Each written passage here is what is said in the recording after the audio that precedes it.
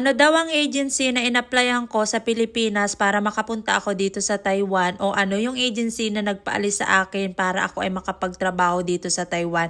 Bago ko sagutin yan guys, eto muna magpapakilala ako sa inyo. Ako si Crazy Panda. Bali almost 9 years na akong factory worker dito sa Taiwan. Yes, 9 years. You heard it right. Matagal na. Dito na ako guys tumanda. Anyway, mag-a day in my life tayo at kasama ko ngayon itong mga katrabaho ko. Ang ilan sa mga ito ay bago lamang galing sa Pilipinas at ako ang nagtuturo sa kanila. Yes, ako po'y nagtuturo sa kanila. Ibig sabihin ako'y nagpapahirap sa kanila araw-araw. Hindi naman ako ganun guys. Anyway, as you guys can see, nasa galaan kami ngayon and yes, finally napagbigyan yung request namin sa aming leader na bigyan kami ng sabay-sabay na off kasi nga gusto namin gumala ng sama-sama kasi kapag hindi kami sabay-sabay ng off, hindi kami nakakagala and answered prayer talaga kasi medyo nasa katinuan yung leader namin ngayon kaya pinagbigyan kami. At huwag kayo mag-alala, sasagutin ko ang inyong tanong pero samahan nyo muna kami sa aming araw dahil gagala tayo and idadalhin ko kayo sa mga ilan sa famous na pasyalan dito sa Taiwan. Actually, balak namin sana talagang pumunta sa Ulay at dahil medyo maulan ngayon, nag-decide kami na hindi na lang kami tumuloy at dito na lang kami mag-ikot-ikot sa ilang sa mga pasyalan na sikat dito sa Taiwan at dahil ako naman yung laging nandito sa Taipei at nagagalaan ko na itong mga lugar na ito, so ako yung magiging tour guide for today's video. And eto nga guys, yung first stop namin, dito kami pumunta sa National Museum dito sa may NTU Park and nagkataon na yung araw na to ay may mga estudyante na nagpi-field trip dito and na-amaze ako nung pumasok ako dito dahil sobrang ang ganda ng design ng building nila, parang European style. Meron entrance fee dito pero hindi naman kamahalan, affordable na affordable. Bali 30 NTD lamang pag adult na. Pag mga estudyante at para mga disabled person, meron ditong discount.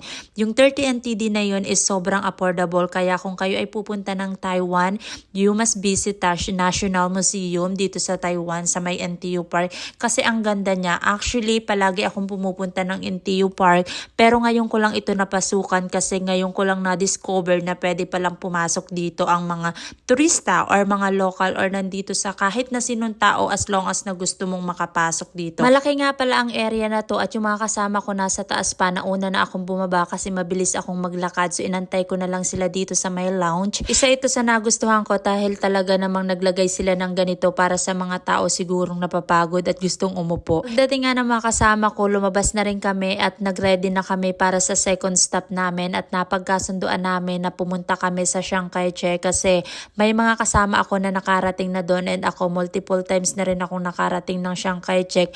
But may mga kasama rin naman kami na hindi pa nakakapunta doon. And sayang naman yung pagkakataon kaya dadalahin na namin sila doon dahil bihirang-bihira talaga kaming makalabas. Ganito ang buhay ng isang OFW. Bihira kayong makalabas ng magkakasama kasi syempre hiwa-hiwalay unless kung talagang gusto ninyo na palagi kayong gumagala.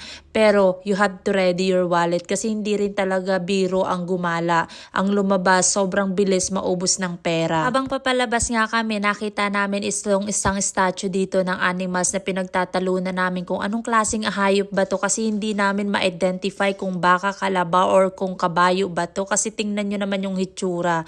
Kaya sabi ng kasama ko hindi daw nila alam kasi hindi nila masabi kasi yung hitsura niya talaga kakaiba. Ito yata yung naging resulta ng pagpasok namin sa museum dahil naku-curious na kami sa mga bagay na nakikita namin kaya pati yung hayop na statue pinagtatalunan namin kung ano na yun. Anyway guys, nilakad lang pala namin yung Chiang Kai-shek mula dun sa pinanggalingan namin lugar dahil walking distance lang naman yun. Pagdating nga namin dito ay nakakatuwa naman dahil meron kaming nadatnan dito na nagpe-prenup. Sana all may nagpe-prenup. Ako kaya, kailan ako ikakasal? Aloy, huy, baka naman. Lang, dito na ako tumanda guys. Dito na ako tumandang dalaga sa Taiwan kaya lahat ng magta-Taiwan i-ready ninyo yan sarili ninyo dahil baka ang atupagin nyo na lang ay puro trabaho at kalimutan ninyong mag-asawa. Tingnan ninyo, baka gumaya pa kayo sa akin. Malay mo naman, malay mo naman. So eto pala, tuwang-tuwa yung mga kasama ko dun sa mga kalapate nilang nakikita na para bang hindi sila nakakakita ng kalapate. Ay samantalang dito sa Taiwan kahit sang bandang park ay merong mga kalapate. Kaya naman isa sa nagustuhan ko talaga kay Taiwan guys ay talagang sobrang alaga nila sa paligid, sa mga hayop, sobrang mapagmahal nila, talagang iniingatan nila. Alam nyo ba na sandamakmak ang mga park dito, kahit saan kayo magpunta merong park. At yung mga park na pupuntahan ninyo ay talaga namang sobrang linis, kaya talagang I love Taiwan. I love Taiwan.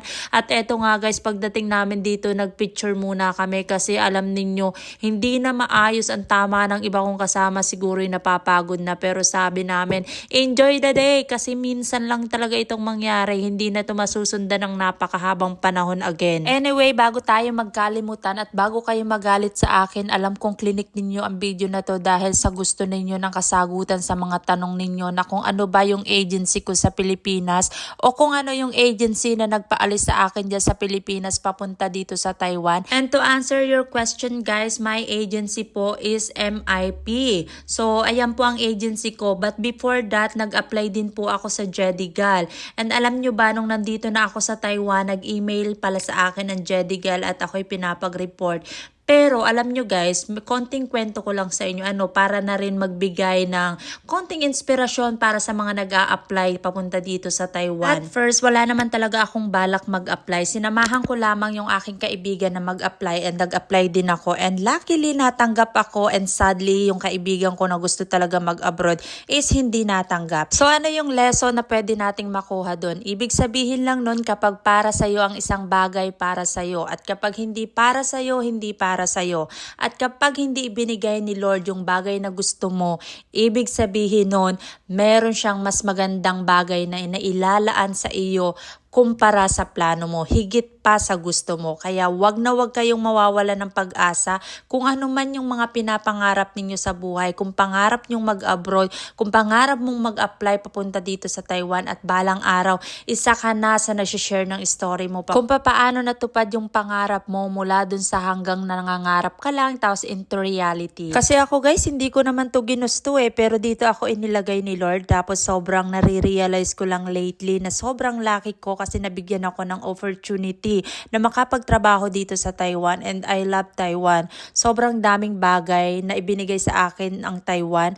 Ang dami niyang pangarap na tinupad dun sa mga hindi ko naman pinapangarap dati. And also, ang dami niyang mga bagay na itunuro sa akin na hindi ko alam before at habang buhay kong dadalahin. Kaya para sa lahat ng kapwa ko dyan, Pilipino na nangangarap or nag-a-apply man kayo papunta dito sa Taiwan, pagtiyagaan ninyo kasi kung para sa inyo talaga ang Taiwan, ibibigay yan ni Lord sa inyo.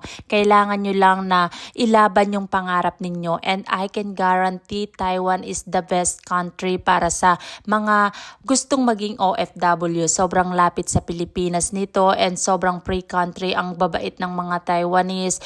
Actually, karamihan nga dito guys, mostly ang hihila sa iyo pababa is mga Pilipino, pero kung mga Taiwanese ang pag-uusapan, sobrang napakagagalang at ang babait talaga nila. And ang ganda ng Taiwan, sobrang linis, sobrang maraming pasyalan na magaganda kung mahilig kayong magpasyal.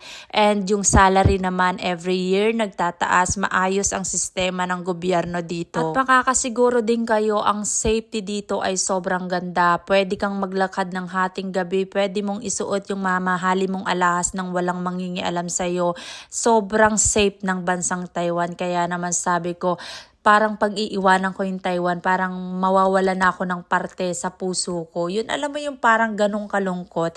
Anyway pala guys, meron na rin ako. Sasagadin ko na itong video na to para paalalahanan din kayo at bigyan kayo ng advice. Kung mag-a-abroad kayo guys, make sure na ready kayo mentally, physically, kasi hindi madali ang trabaho dito sa abroad.